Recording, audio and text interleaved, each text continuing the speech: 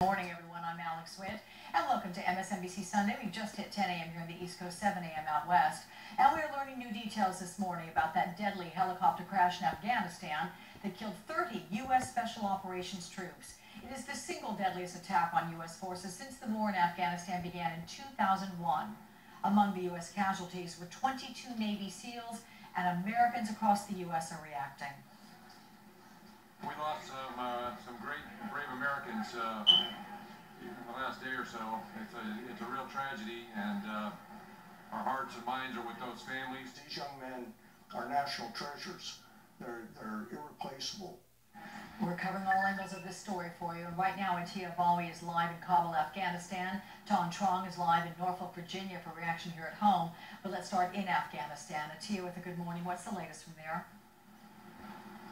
Good morning, Alex. Well, both U.S. and NATO officials continue to investigate what went wrong and just how yesterday became the most devastating day for U.S. forces in Afghanistan.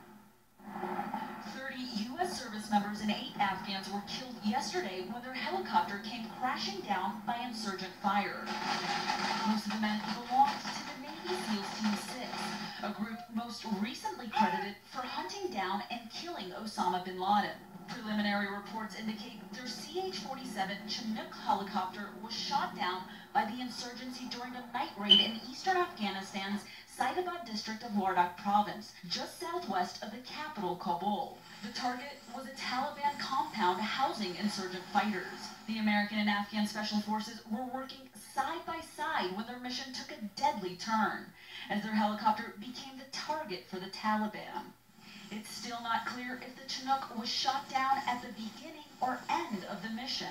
Helicopters, no matter how they're outfitted, no matter how well they're armored, are particularly at risk at the beginning and the end of operations when they're inserting troops into a target or extracting them from a hot target. It is very easy to hit them. The 38 people killed included 22 U.S. Navy SEALs, 5 Army Air crewmen, 3 Air Force airmen, as well as 7 Afghan commandos and an interpreter. A dog, part of the Navy SEAL team, was also killed. President Obama was briefed on the attack and expressed condolences to the families of those killed. Their deaths, he said in a statement, are a reminder of the extraordinary sacrifices made by the men and women of our military and their families, including all who have served in Afghanistan. And although Saturday was the deadliest day for U.S. troops in Afghanistan since the start of the war, NATO deaths have in fact decreased by approximately 20% in the first 6 months of this year compared to last year. As U.S. forces continue to withdraw from Afghanistan, it will be the Special Operations Forces who will be relied upon more and more. Alex? All right, NBC's Atiya Bawi there in Kabul. Atiya, thank you for that. Meantime, reactions certainly pouring in across the U.S. Let's go live to Norfolk, Virginia, and NBC's Tom. Good morning to you, Tom. What kind of impact is this having on the community